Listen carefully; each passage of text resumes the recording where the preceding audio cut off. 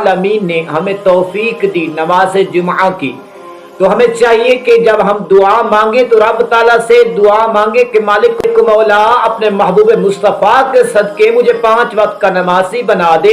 ऐ मालिक मौला मुझे नेक अमाल करने वाला बना दे, गुनाहों से बचने वाला बना दे। ऐ मालिक मौला अपनी इबादत करने वाला बना दे, नेकी के रास्ते पे चला दे।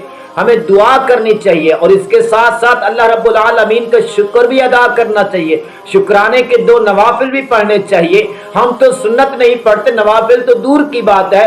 हम तो दुआ नहीं, आलमीन से मांगने का वक्त होता है। वो घड़ियां, वो लम्हे ऐसे बरकत वाले होते हैं कि जो भी रब ताला से मांगे अल्लाह रब्बुल आलमीन अता फरमा देता है, रब्बुल आलमीन अता करता है। बंदे तू मांग तो सही रब्बुल आलमीन की बारगाह से।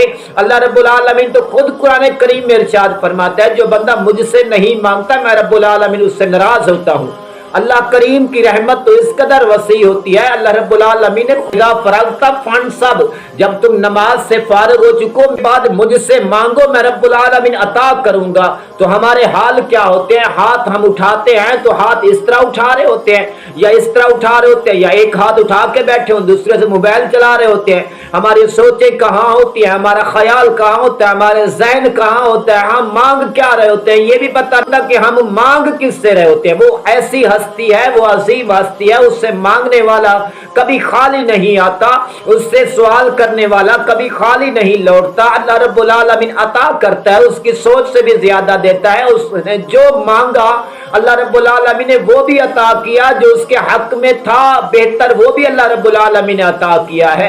कभी हमने मदीने जाने की दुआ नहीं मांगी, हमने कभी ये दुआ नहीं मांगी कि मालिक मौला मेरी औलाद में से कोई नमाजी नहीं है, उनको औलाद को नमाजी बना दे। जुमा पढ़ के देखे या बाकिया नमाज के बाद इमाम से दुआ मांगता है मुल्क पाकिस्तान की खैर के लिए, या बाज़-ओ-क़ात ऐसी दुआ मांगता है जो अमूमी तौर पर सारों को शामिल होती है कि मालिक मौला हर मुसलमान की खैर फरमा, हर मुसलमान के घरों में रहमतों का नज़ूल फरमा।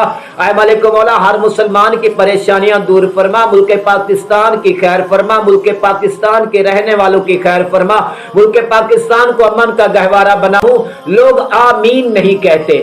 अगर किसी का बिलफर्ज इमाम साहब नाम लेके दुआ मांगे तो बच्चे चुप करके बैठे होंगे, वही बंदा होगा जो इमाम आमीन कहने वाला होगा। हम तो आमीन कहते हुए भी कंजूसी करते हैं, हम तो आमीन भी नहीं कहते।